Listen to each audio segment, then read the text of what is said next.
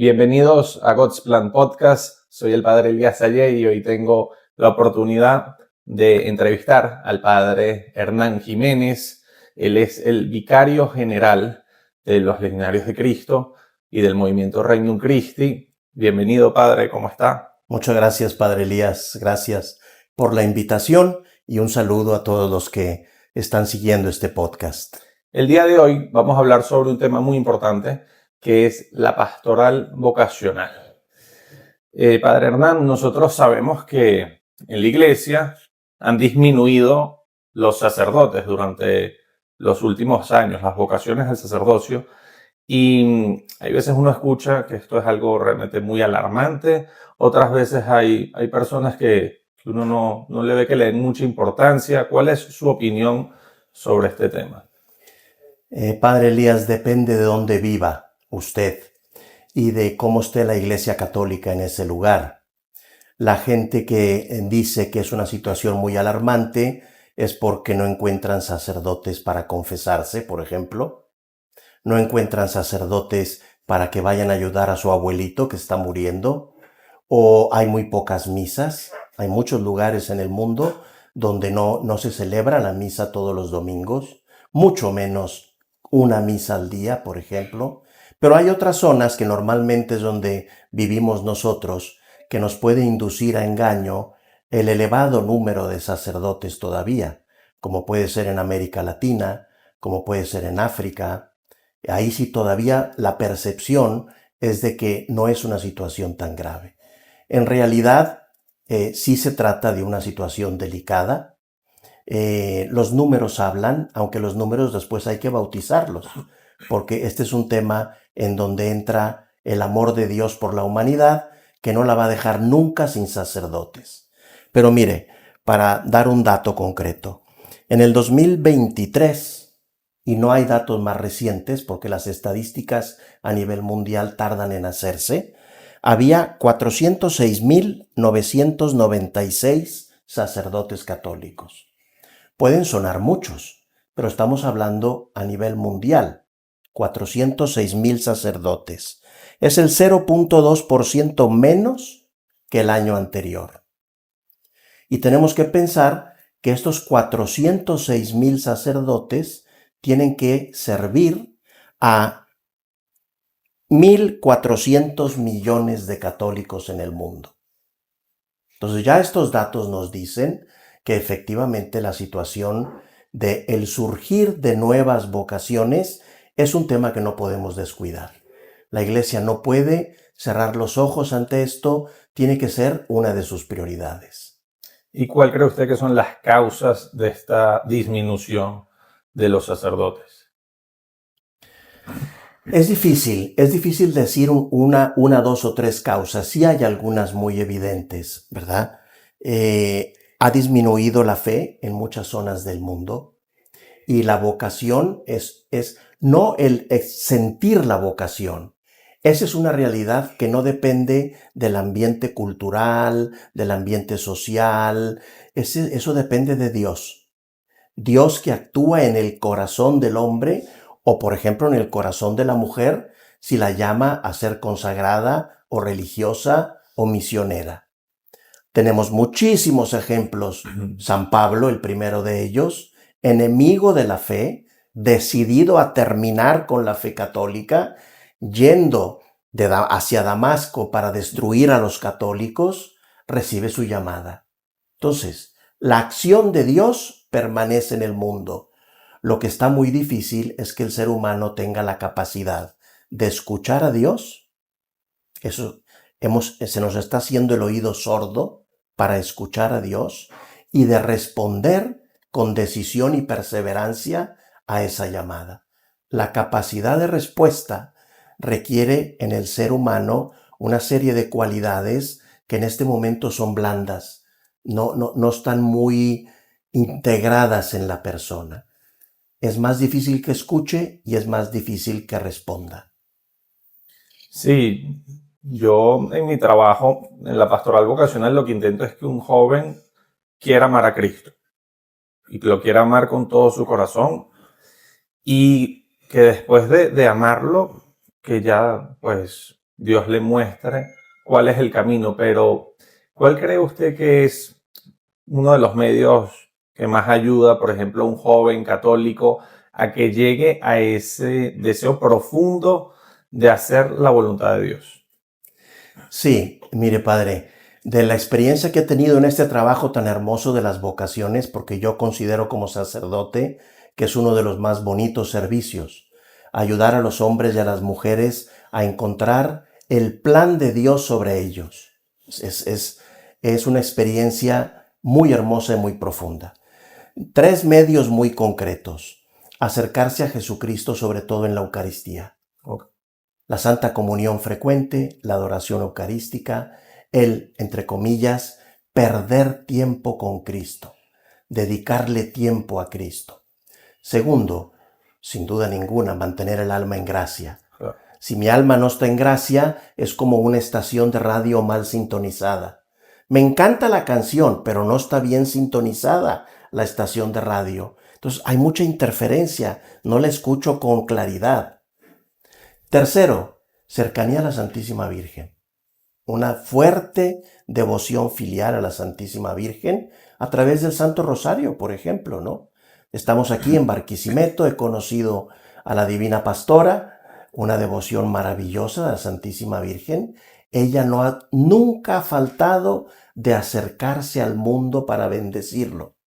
Ojalá no se nos acaben a nosotros las ganas de acercarnos a ella para agradecerle. Y por último, cuarto medio que yo sugeriría, mucho apostolado. Hacer de mi vida un don. Ser un don para los demás. Hacer esa experiencia. Y el Señor habla mucho a través de ser enviado. De hacer experiencias de misión, de apóstol en mi vida ordinaria. Y en su experiencia de tantos años trabajando en la pastoral vocacional, ¿cuáles fueron como no los impedimentos, sino esas razones principales por las cuales un joven católico practicante que sentía esta inquietud no la pudo seguir? Sí, son muchísimas y muy interesantes y hay libros escritos sobre esto. Comienzo, por ejemplo, con una que a mí me la esperaba siempre. Es una de las primeras que llega. No, padre, es que tengo 18 años. ¿Cómo se llama aquí en Venezuela cuando terminas antes de la universidad? El bachillerato. El bachillerato. Padre, es que estoy terminando el bachillerato, soy muy joven. Yo quisiera tener experiencias universitarias, quiero tener novia, 1, 2 o 3, para saber a qué renuncio. Y entonces ya después de estas experiencias podré decidir. Ah, pues mira, suena muy lógico, ¿verdad? Pero luego escuchaba al otro.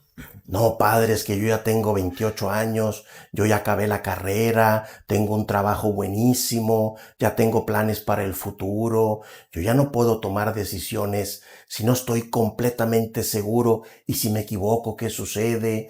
El joven tenía miedo de tomar decisiones porque es muy joven y el menos joven se llenaba de miedo porque qué barbaridad y si me equivoco con todo lo que ya he logrado, ¿qué va a pasar? El miedo. El miedo está siempre presente porque sin duda decirle que sí a Jesucristo es aceptar un reto a lo desconocido. ¿A dónde me va a llevar? ¿Qué me va a pedir? Pero cuando uno ama, no le tiene miedo a lo desconocido. Le basta estar con la persona que ama. Usted ha casado muchísima gente. ¿Cuántas parejas jovencitas? Todo mundo alrededor diciendo, pero qué imprudentes, qué tontería, no tienen dónde vivir, no tienen dinero, no tienen esa idea. Y ellos dicen, ¿qué pasa? Ya estamos preparados para casarnos. Juntos vamos a enfrentar este proyecto. Lo mismo dice, el que de veras es amigo de Cristo, no le tiene miedo a lo desconocido, es más, hasta le entusiasma, porque dice, juntos, Cristo y yo, vamos a enfrentar este proyecto. Bueno, esa es una, ¿verdad? El miedo a lo desconocido, el querer tener una seguridad muy fuerte, el pretender que se me aparezca un ángel para estar seguro de que ese es mi camino. Por ahí van. Okay. Y un católico que no es joven, que no tiene esta inquietud, pero que le gustaría ayudar con este tema, ve el valor del sacerdote, ve lo importante que es que el sacerdote pueda dar los sacramentos y dice, bueno, yo quiero hacer algo al respecto, ¿qué puede hacer? Mire, yo todavía no me lo encuentro. Un joven no católico que quiere ayudar a fomentar vocaciones al sacerdocio. No, católico. Ah, o sea, una católico. persona que no necesariamente tenga que ser joven, puede ser una señora en una parroquia, Eso es pero que muchísimo. quiera apoyar con este tema. Sí, muchísimas cosas. Y son súper eficaces, sobre todo laicos, señoras, señores, parejas, matrimonios, todos los que sientan en su corazón que Dios les llama a ayudar a suscitar vocaciones, que se apunten, porque ellos lo saben hacer de manera muy especial, muy natural. Ellos sugieren, proponen, hablan con los jóvenes, les explican la vocación matrimonial y después les dicen, pero a lo mejor a ti Dios te llama a ser sacerdote, ¿te lo has preguntado? ¿Qué pueden hacer? Primero, pedir a Dios. Eso es lo primero que podemos hacer todos, pero ellos pueden organizar círculos de adoración por las vocaciones. Muchos, los más que podamos, en las parroquias, adoración eucarística permanente las 24 horas o como quieran organizarlo. Porque nuestro Señor nos dio un consejo en este campo. No nos explicó técnicas, no nos explicó métodos, no nos dijo principios vocacionales, nos dijo, pidan al dueño de la mies que envíe obreros a su mies, porque la mies es mucha y los obreros son pocos. Desde Jesús, los obreros eran pocos. Tu primera pregunta es, ¿hay pocos sacerdotes en el mundo? Sí, como en el tiempo de Cristo, que todavía no comenzaban, la mies era mucho, la necesidad era mucha, la gente dispuesta a trabajar era poca. Primero, organizar grupos de oración, lo pueden hacer estupendamente. Y después, invitar a sus casas jóvenes que conozcan con las actividades, por ejemplo, que usted organiza. Promover sus actividades de evangelización, de apostolado, de discernimiento vocacional, ¿verdad? Ellos se convierten en promotores en un área juvenil en la que usted no llega, porque no tiene tiempo, o porque no es la zona de la ciudad en donde usted trabaja. Pero ellos se convierten en parte de su equipo de evangelización y de promoción vocacional. Es muy útil y ojalá haya muchos de ellos que quieren apoyar. Sí, yo he visto muchas personas que quieren apoyar, pero creo que hay veces nos ha faltado saberlos involucrar en este trabajo. Ahora, más específicamente en la Legión de Cristo y en el movimiento Regnum Christi, nosotros vemos en distintos países que hay un trabajo con jóvenes muy bonito. Hay muchos jóvenes viniendo a las misiones, a retiros, a dirección espiritual con los padres, pero aún así vemos que han disminuido las vocaciones. ¿Qué cree usted que nos podría ayudar específicamente en la Legión de Cristo y en el movimiento Regnum Christi para que sea más natural que un joven católico practicante que está participando en todas estas cosas, que está recibiendo un buen acompañamiento, pues pueda ver la vocación sacerdotal como algo que Dios le pudiera pedir? Hay veces veo que lo ven como todavía como que con mucho miedo y uno dice, bueno, pero este joven ha tenido ya tanta formación y ¿por qué no lo ve de una manera tal vez incluso más natural? Mire, le respondo con un principio y con un ejemplo. ¿Qué es lo que podríamos hacer? Una mejor catequesis para jóvenes. Tenemos bastante bien las catequesis para los niños de primera comunión. Tenemos peor las catequesis para la confirmación. Y ya no tenemos catequesis para jóvenes de 18, 20, 22, 24, catequesis. No grupo juvenil que se reúne a hacer apostolado, no, profundizar en la fe. En la medida en que el joven entiende la vida como un don, maravilloso, pero yo no lo merecí, lo recibí. ¿Para qué lo recibí? ¿Qué espera Dios de mí? Bastaría esta pregunta. ¿Qué espera Dios de mí? que me amó tanto que yo no tenía por qué existir, y me llamó a la existencia, me llamó a la fe, me entregó una familia maravillosa, me da la salud. Oye, ¿qué quieres de mí? ¿Por dónde tengo que vivir mi vida? ¿O lo voy a elegir todo yo? Esa es la catequesis profunda. Si dedicáramos tiempo a sembrar esta manera de pensar en el joven que vive en relación con un padre que me ama y no con un Dios que me vigila y hasta me da miedo su mirada y de vez en cuando me quiero esconder, no, en relación con él habría más vocaciones. Ejemplo, fui a Polonia a visitar a nuestros hermanos en la comunidad de Cracovia, una sociedad y una cultura todavía católica, sobre todo Cracovia y los alrededores. Bueno, me dice el padre, aquí hay un fenómeno que yo no he encontrado en otras partes del mundo. El joven que termina el bachillerato, antes de decidir qué carrera va a estudiar, va y toca la puerta del seminario. Y dice, oigan, ya acabé el bachillerato. ¿Hay algún sacerdote que me puede ayudar por un tiempo para saber si Dios me llama? Porque antes de elegir mi carrera, yo tengo que estar seguro si Dios no ha pensado en mí para ser sacerdote, porque eso es lo primero. Si me quiere, aquí estoy. Imagínense. Impresionante. Impresionante. Y no es falso. Me estaba diciendo el padre que esa es la costumbre natural de las familias católicas. Si Dios me llama, es lógico, es Dios. Él tiene la primera palabra. Ya verifiqué que no me llama. Ahora sí, yo puedo elegir qué carrera me gusta para tener una vida santa, de servicio a Dios y a los demás, pero como laico. Una buena catequesis que descubra la maravilla de nuestra fe sería estupendo. Usted dijo algo al principio que me llamó la atención cuando dijo que Dios Padre ama a su iglesia y como la ama está totalmente consciente de las necesidades de la iglesia y por eso nos da esperanza. Esa esperanza de que, bueno, de que Dios tiene un plan, de que las cosas no están del todo bien, necesitamos más sacerdotes, hay lugares en donde no se pueden dar los sacramentos, no tienen misa en años, ni confesiones, pero Dios nos ama y Él tiene un plan.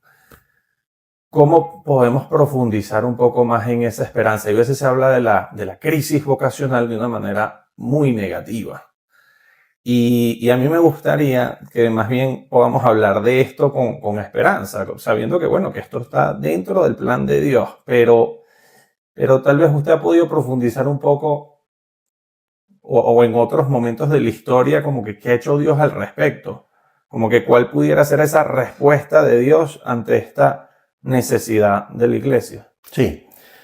Mire, padre, en este tema y en todos, en muchísimos temas, ¿no? Uno dice, vamos a suponer, qué barbaridad, cuántos matrimonios se divorcian hoy, ¿no? ¿Dónde vamos a parar?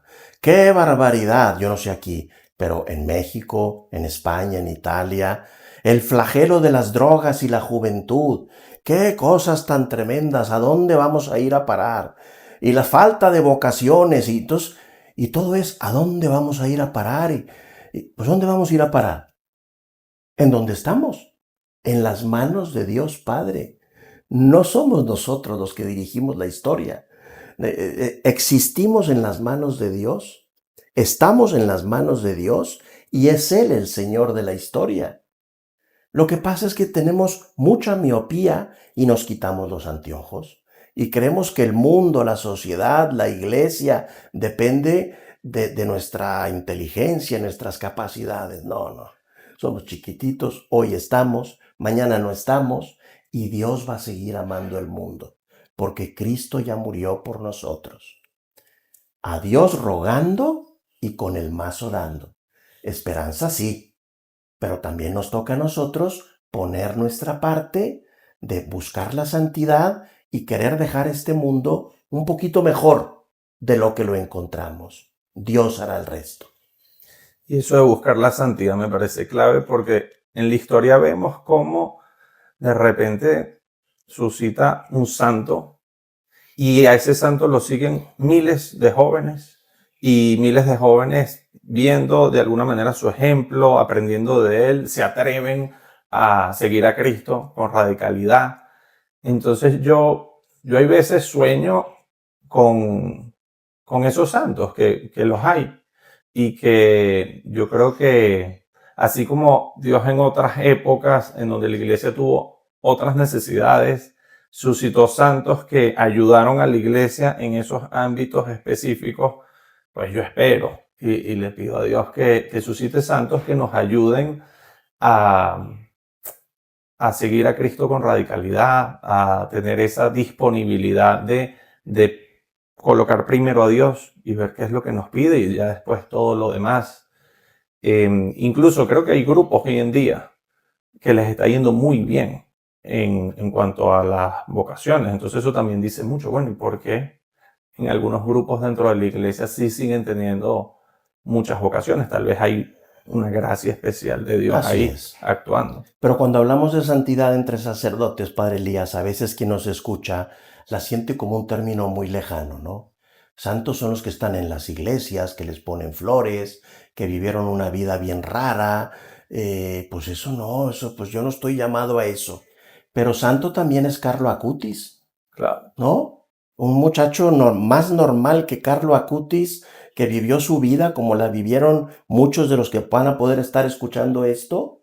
Santo es Pier Giorgio Frassati, que va a ser ahora canonizado, Sí. ¿verdad? Que le gustaba la montaña, estudiaba ingeniería, participaba en los grupos. Jóvenes normales. Esa santidad que nos quiso transmitir el Papa Francisco, decía, la santidad de la puerta de al lado, de la señora que vive al lado, de la niña que estudia en la universidad conmigo, de mi primo que es un tipazo, pero es humilde, es bueno, de mi abuelita, de mi mamá. La santidad que anda con pantuflas, la de la casa, esa es la que Dios espera para seguir bendiciendo al mundo. Muchísimas gracias, Padre, por esta entrevista. Espero que les ayude a profundizar en este tema y por favor, pidan por las vocaciones y sobre todo también pidan por los sacerdotes para que este tesoro que tenemos en nuestras manos sepamos repartirlo a los demás según el plan de Dios. Muchísimas gracias, Padre. Gracias a todos. Que Dios les bendiga. Hasta luego.